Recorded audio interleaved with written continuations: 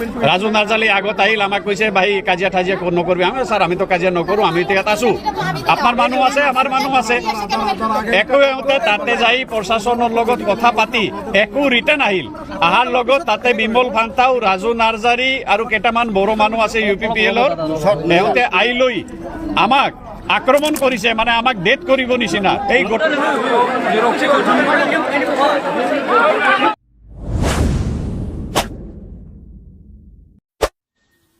नैजिबा मायथाइनि दिनैनि दा जोंनि बिटिआरनि बिसायख'थि बे बिसायख'थिखौ आंनि नैबे भट केन्द्रआव आं गिबि होजेनबाय खोब गोजोननाय मोनदों आंहा फोथायनाय दङ रायजो राजानि आशीर्बादा UPPL दोलोजों दङ मानगोदै प्रमद बर' बिथांजों दङ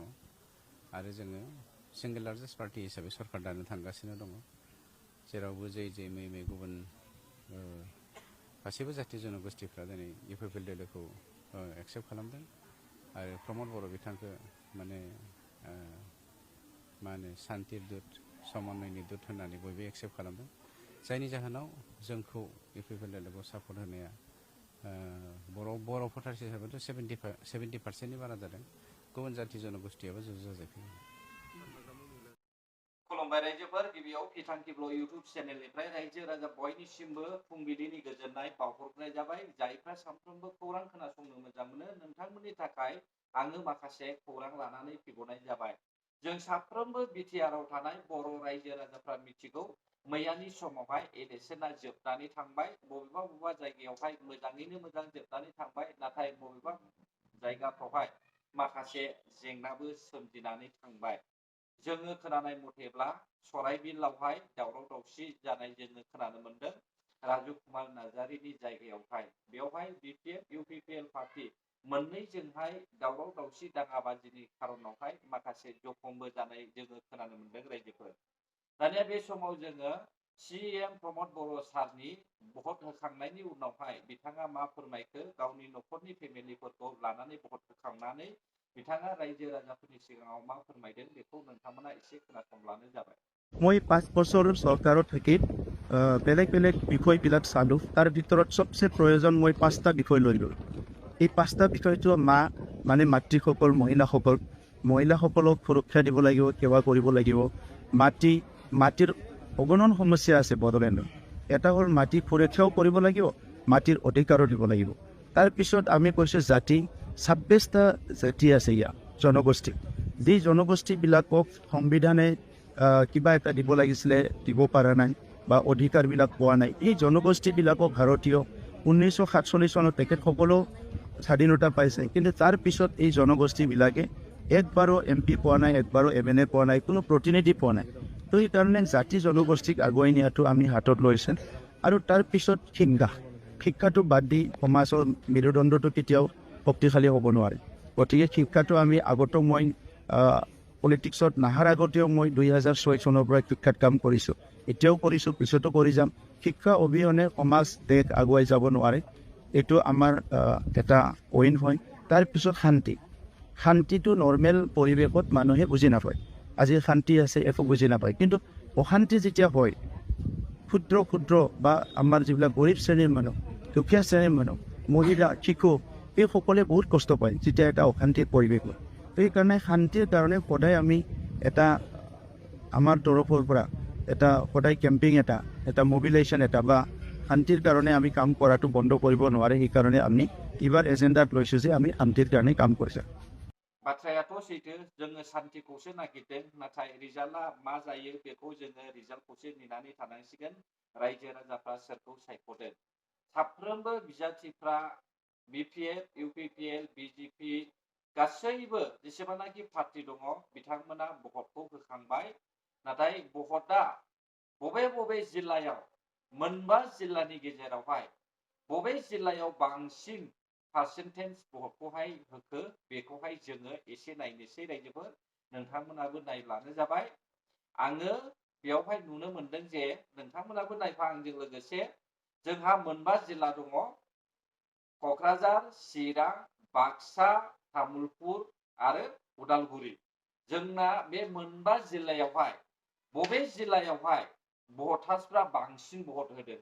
बेनि पार्सेन्टेजखौ जोङो नायनोसै रायजोफोर दे नोंथांमोनाबो नायफाब्लानो जाबाय गिबियावनो नोंथांमोना नायदो नै बेयावहाय क'क्राझार जिल्ला दा क'क्राझार जिल्लायावहाय जादों जाहैबाय 81.68%। आं लास्टनिखौल' खोन्थादों दै जोबजासे बेखौल' खोन्थादों नोंथांमोना माखासेखौहाय नायब्लानो जाबाय दा भटआ जोबहैजासिमावहाय क'क्राझार जिल्लायावहाय 81.68%आ भट होदों मोजाङानो जादों यानिखि बांसिनानो बेयावहाय भटखौहाय होदों आरो जोङो फारसेथिं साननानै नायोब्ला 100% जाखाया माखासेया बानानै थाङा सोरबा सोरबाया गुबुन गुबुन देशआवहाय दङ बेनिखायनो बेयावहाय 100% जाया दा जोबोद मोजां भट होदों बे माबायाव क'क्राझार ओनसोलावहाय क'क्राझार जिल्लायावहाय दानिया जों चिराङाव फैदो चिराङाव दङ जाहैबाय 80.11%। बेयावबो एसे मोजाङानो जादों गाज्रिद्राय नङा मोजाङानो जादों नाथाय बबेबा बबेबा बियाबावहाय जोबोद गाज्रि जादों बेखौहाय जोङो पार्सेन्टेज नायोब्ला मिथियो जों बयबो मिथिगौ चिरांनि मानसियाबो हयथ' सोरबा सोरबाया बानानै उन्दुनानैनो थाङाखिसै भट हैनो बानानै थाङाखिसै आरो सोरबा सोरबाया टाइमबो मोनस्लाबाखिसैबो जानो हागौ बेनिखायनो बेयावहाय 80.11% मानसिफ्रा बेवहाय भटार्सफ्रा भट होदों गाज्रि नङा मोजाङानो दानिया जों फैदो बाक्सायावहाय 76.92%। दा बेयावबो खम जादों मानसिफ्रा भटखौहाय हैलायाखै